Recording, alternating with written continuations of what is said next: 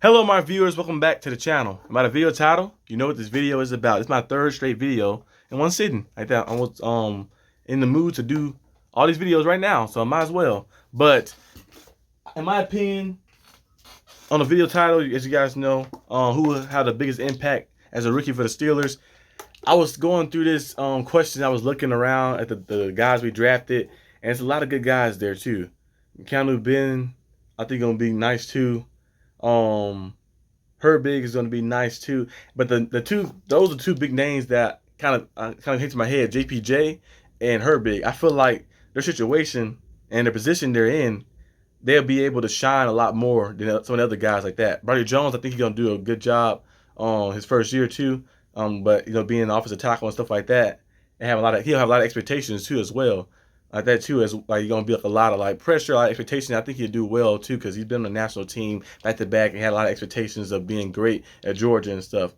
And I believe some of the other guys too, like Darnell Washington is gonna be a little lesser role as a secondary tight end and stuff like that, and kind of build himself up. I don't know how the injury concern that's around him too as well. How you gonna fully heal and fully be like that too. In the regular season and stuff, we're gonna see how that pans out. But JPJ and Herbig, I believe, are in the best situation because you look at it around like from JPJ's standpoint. JPJ has Patrick Peterson. You can pick Patrick Peterson's brain, 8-time Pro Bowler, with 3-time or 4-time All-Pro, future Hall of Famer, one of the best cornerbacks of this generation right there.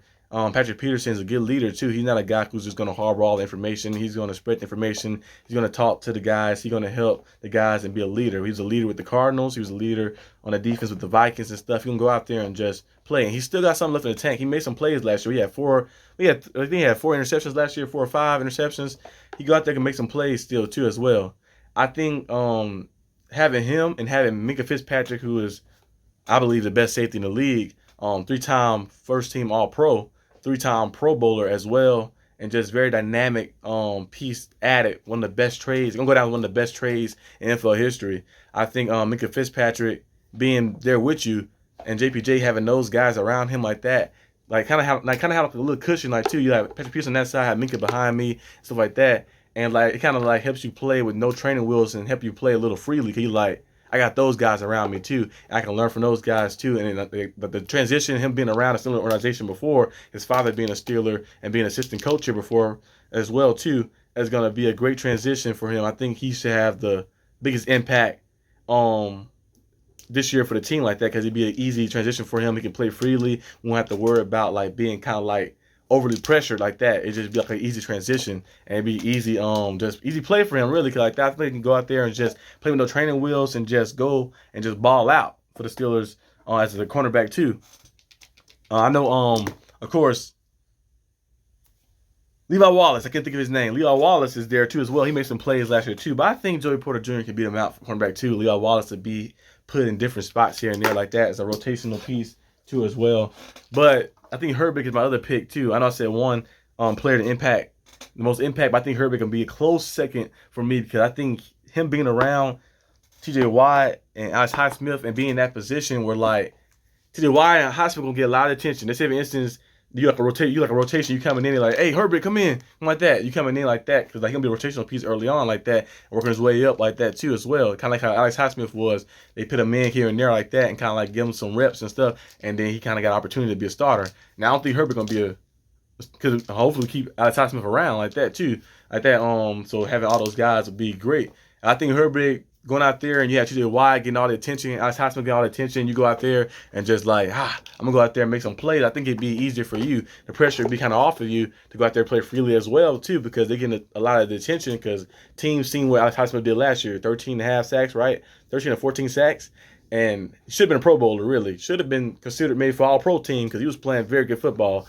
And then TJ Watt, Defensive Player of the Year, only 3 or 4-time All-Pro and all this stuff. He had all the accolades. You're gonna be a future Hall of Famer too if you keep this pace up.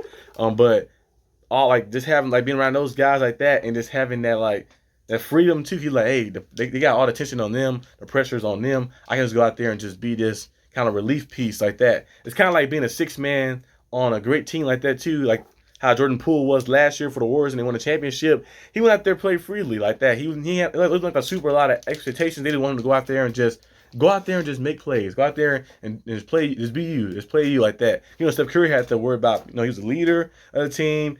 He was facilitating on the offensive side too. Draymond Green as well was doing that too, and all those guys. But Jordan Poole just went out there and said, hey, they want me to go out there and just score.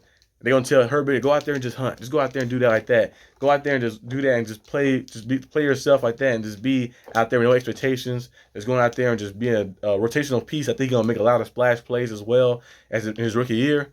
I think JPJ and Herbert are going to be the two players that make the biggest impact from our draft class this year like that's coming up. And don't sleep on Darnell Washington too. He might make some plays too. I think later in the season, in the mix when they start kind of getting into the groove a little bit and start settling in a little bit. Early on, rookies kind of got to get the feel of the game and stuff like that, and they settle in. I feel like he's going to go out there and make some big-time plays too as well. See some red zone plays for him like that. But I think JPJ and Herbert going to make the biggest impact for this season for our young guys in the draft class because they have the best position like that. But let me know in the comment section down below what you guys think on who will make the biggest impact for the team. But I'll see you guys next time on the channel. Peace out.